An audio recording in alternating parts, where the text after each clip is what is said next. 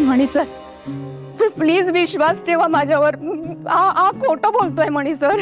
हा मॅडम, हा खोटं बोलतोय. तू त्रास करून घेऊ नको स्वानंदी. तू याच्या बोलण्याकडे दुर्लक्ष कर. मॅडम, अहो कसं दुर्लक्ष करू मी?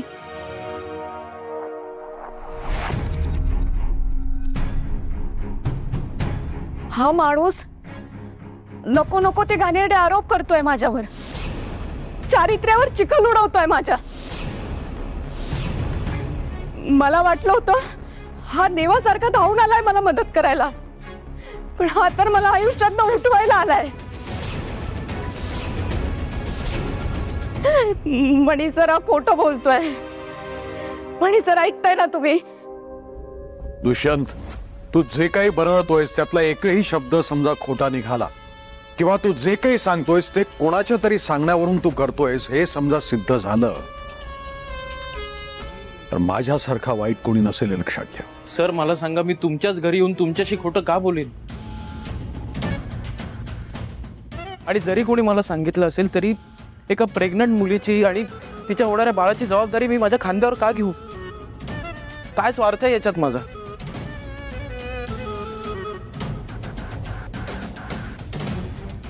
माझा कुठलाही स्वार्थ नाहीये. माझं फक्त प्रेम आहे स्वानंदीवर. माझ्या मनात गिल्ट आहे. त्या दिवशी आमच्या हातून जे घडलं त्याचा परिणाम बघून आलेली गिल्ट. मी तर माझ्या मित्राच्या लग्नासाठी आलो होतो इंडियामध्ये. मला सुजितने इन्व्हाइट केलं पार्टीला. सुजित, पार्टी 2 ऑगस्टला होती की नाही? आणि इन्व्हिटेशनवर 7 PM ऑनवर्ड्स लिहिलं होतं. बरोबर आहे, मी 8:30ला आलो होतो आणि मी आल्यावर तुला सॉरी बोललो होतो.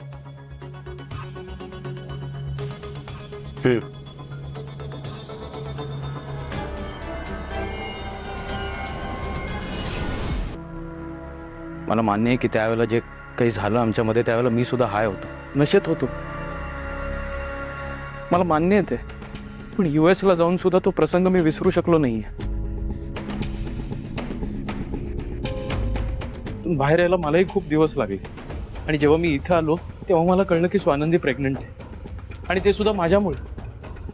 मग मी तिला न्याय द्यायला नको का? आमच्या बाळाची जबाबदारी मी घ्यायला नको का?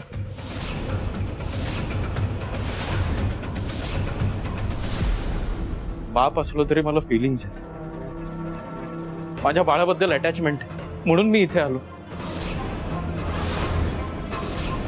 नाहीतर मला सांगा, US मध्ये मोठ्या पगाराची नोकरी सोडून मी इथे तुमच्या घरात भांडणं लावायला काय येऊ? मला काय हौस आहे? सर, मला माझ्या मनातला गिल्ट संपवायचा होता आणि मुख्य म्हणजे स्वानंदी आणि बाळाची जबाबदारी घ्यायची होती. सर, पुरुषार्थ मुलीबरोबर मजा मारण्यात नसतो, ती जबाबदारी स्वीकारण्यात असतो.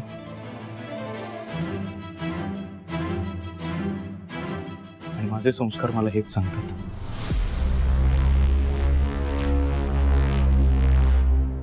दुष्यंत, आम्ही का विश्वास ठेवायचा तुझ्यावर? जस्ट बिकॉज तू स्वानंदीची जबाबदारी घ्यायचं नाटक करतोयस म्हणून?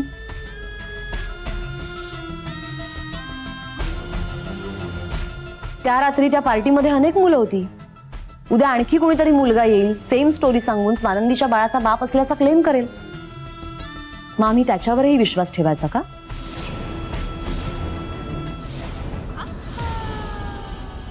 दुष्यंत, तुला कळतंय का? स्वानंदीच्या आयुष्याचा प्रश्न आहे हा. संचिता, प्लीज, काय बोलतेस तू? हे असं बोलून तू तिच्या चारित्र्यावर संशय घेतेस. प्लीज माझं ऐका, माझ्यावर विश्वास ठेवा, मी खरं बोलतोय. बरं ठीक आहे, आम्ही ठेवू विश्वास, पण तुझ्यावर नाही, DNA टेस्टवर. संचिता, नक्की काय म्हणायचंय तुला? ममा, हा दुष्यंत खरं बोलतोय की खोटं बोलतोय हे आपल्याला याची DNA टेस्ट सांगेल.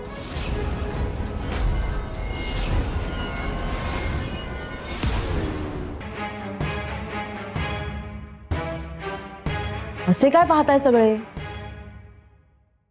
डॅड, आपण याच्याशी वाद घालण्यापेक्षा डीएनए टेस्ट करूया. काय खरंय काय खोटंय लगेच कळेल. काय दुष्यंत, तू रेडी आहेस ना डीएनए टेस्ट साठी?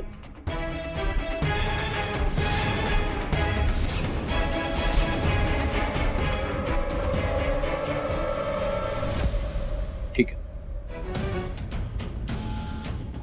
मी तयार आहे डीएनए टेस्ट करायला.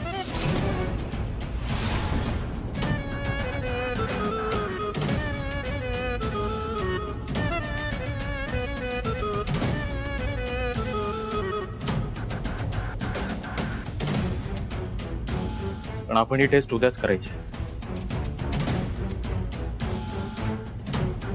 स्वानंदीच्या पोटातलं बाळ माझं आहे हे सिद्ध करण्यासाठी अजून मोठा पुरावा काय असू शकतो?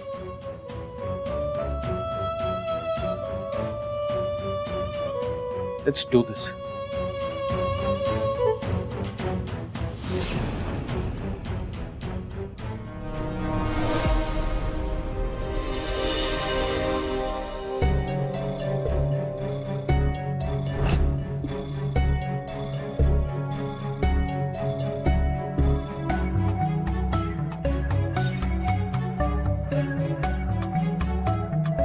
स्वानंदी,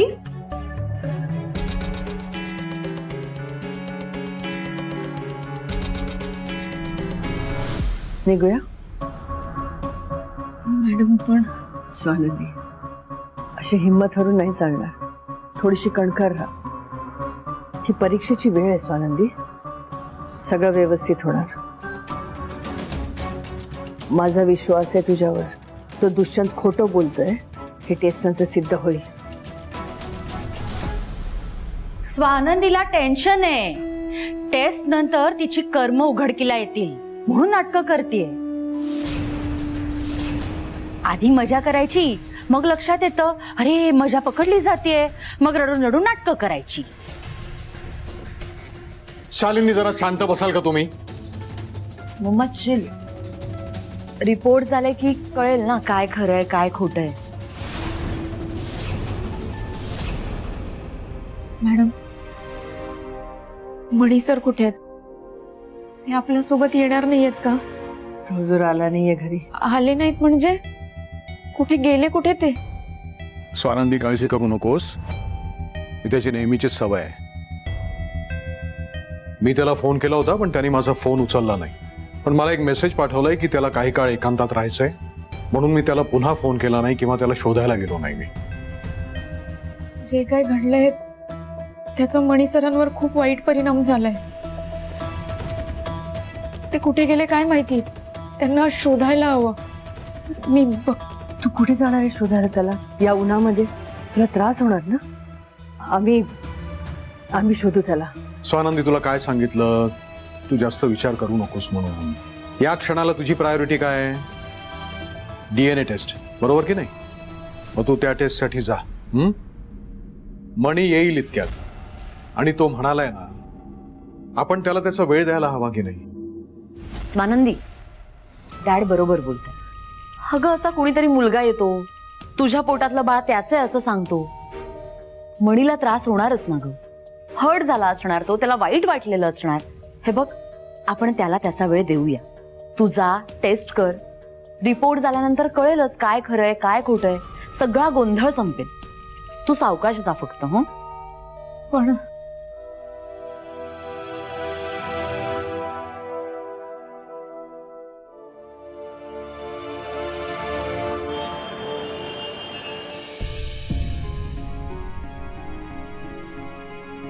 आय नो तुम्हाला सगळ्यांना शॉक बसला असेल, पण हे बाळ फक्त स्वानंदीचं नाहीये, आमचं आहे. मी बाप आहे या बाळाचा.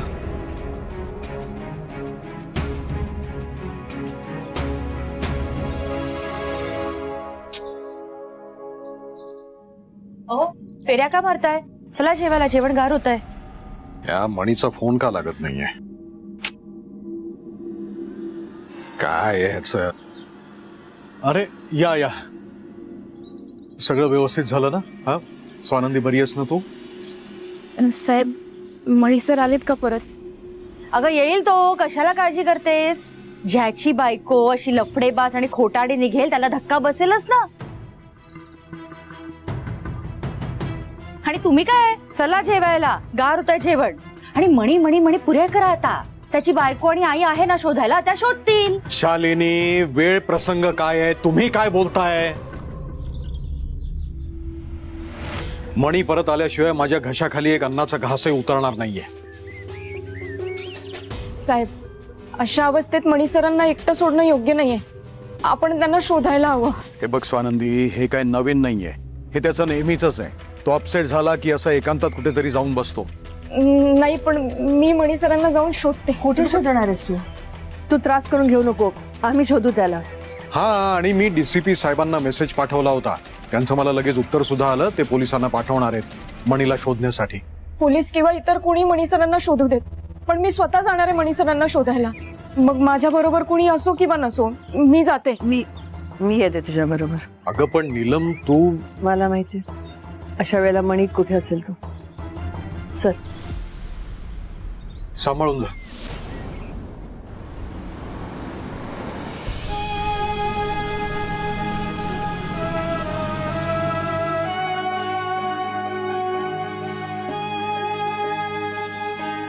मणी सर,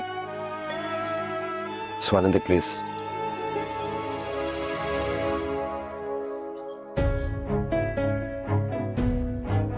मणी सर, अहो का असं वागताय माझ्याशी?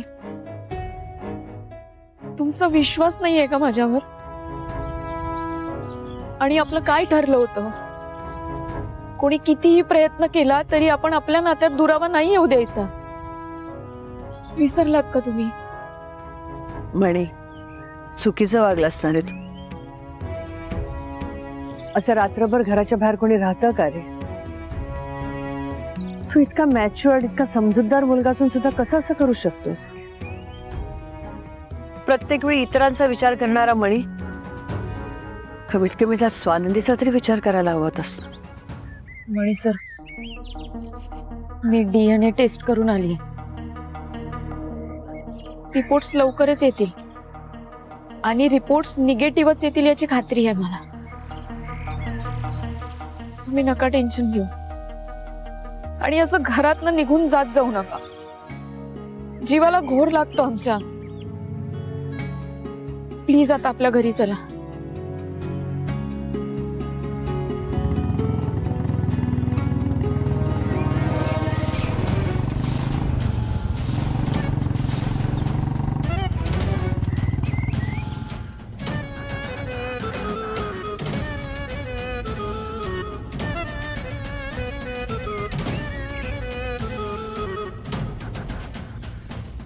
मणी, आय एम सॉरी. मी इथे आलो, मला स्वानंदीने सांगितलं होतं की मला इथे यायची गरज नाहीये, पण मला तुझी आणि त्याहीपेक्षा स्वानंदी आणि आमच्या बाळाची काळजी वाटली म्हणून मी इथं आलो.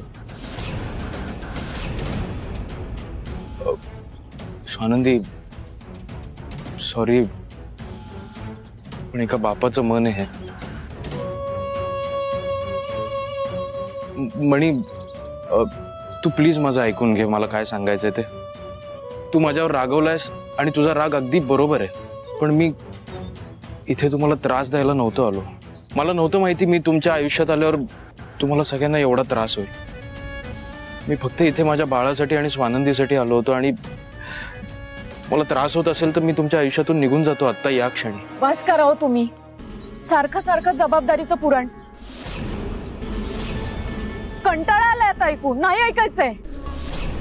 आणि तुम्ही आमच्या आयुष्यात येऊन आमच्या आयुष्याची काय माती झाली आहे याची कल्पना नाहीये तुम्हाला. त्यामुळे प्लीज हात जोडते मी तुमच्या पुढे. परत परत नको तो विषय.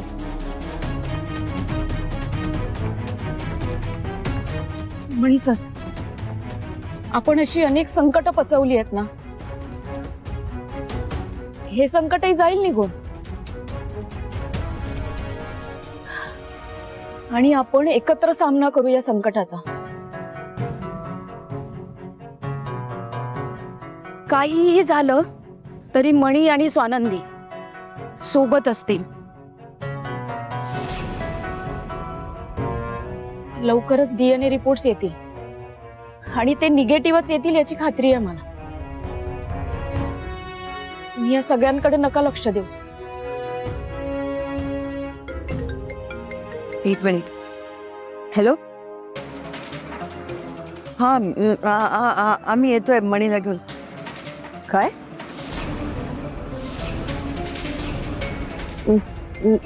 येतो आम्ही येतो. DNA रिपोर्ट आलेत. चल.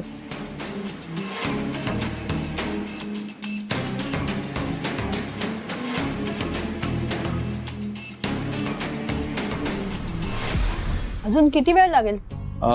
जर थोडा वेळ थांबूया आपण. Swanandi on the way. कधी येईल? स्वानंदीला एक गोष्ट वेळेवर करता येत नाही, नुसता त्रास सगळ्यांना. स्वानंद,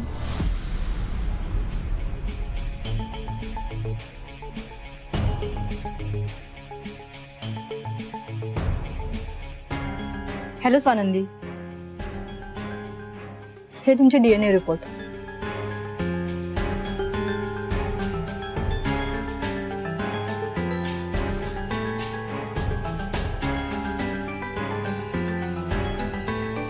प्लीज तुम्ही इथे साईन करा.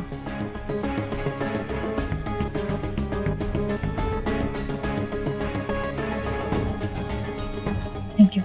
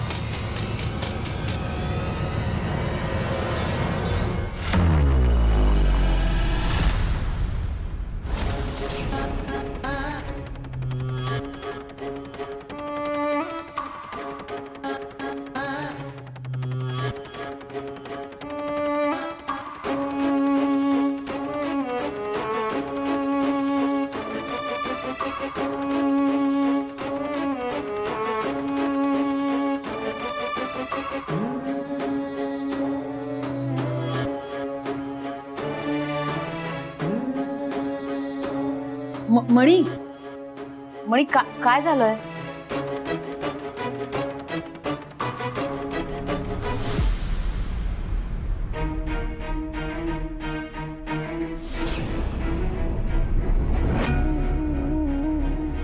डॅड, रिपोर्ट्स पॉझिटिव्ह आहेत.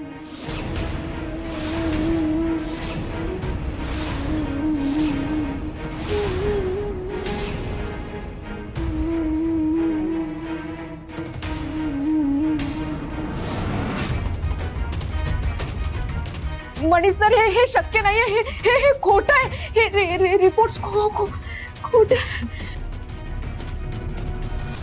पॉझिटिव्ह आहेत रिपोर्ट्स. डॅड,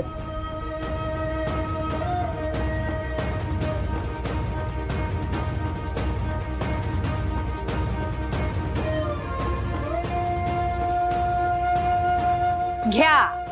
म्हणजे स्वानंदीच्या पोटात वाढणाऱ्या बाळाचा बाप दुष्यंत आहे हे सिद्ध झालं तर, म्हणजे तिच्यावर अत्याचार झाला ही सगळी नाटकं होती. संचिता, बघतीयस ना कसा साळसूतपणा चाव. मामा, सो आता मेडिकली पण हे प्रूव्ह झालंय की स्वानंदीच्या पोटातलं बाळ दुष्यंतच आहे. सो आता पुढे काय, म्हणजे दुष्यंत तू काय ठरवलंयस, तुला काय करायचंय? नाही म्हणजे स्वानंदीच्या पोटात जे बाळ आहे त्याला लीगली तुझं नाव द्यायला तुला आवडणार आहे का? म्हणजे तुझं काय ठरलंय आम्हाला पण कळू दे.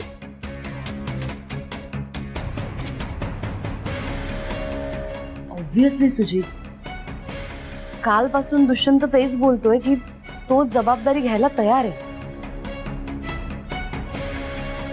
आणि आता रिपोर्ट्स नंतर तर कायद्याने हक्क येतो त्याचा.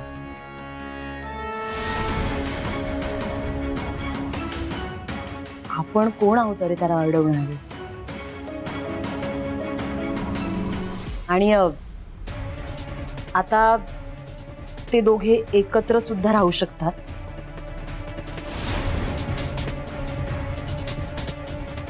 बाळासाठी ते दोघे कायद्याने एकत्र राहू शकतात. संचिता, तू काय बोलते तुझं तुला तरी कळतंय का? तिला कळते ती काय बोलते ते. स्वानंदी इतके दिवस कथा रचून सांगत होती स्वतःचं पाप लपवायला. आता बघ कशी गप्प उभी आहे स्वतःचं पाप बाहेर आल्यावर. मुळात हिच्या संमतीने ही आणि दुष्यंत एकमेकांच्या जवळ आले. हिला माहित होतं बाळाचा बाप कोण आहे. गावभर तमाशे कशाला करायचे? तुझ्याशी लग्न कशाला केलं? तुझ्या बायकोला विचार प्रश्न हा.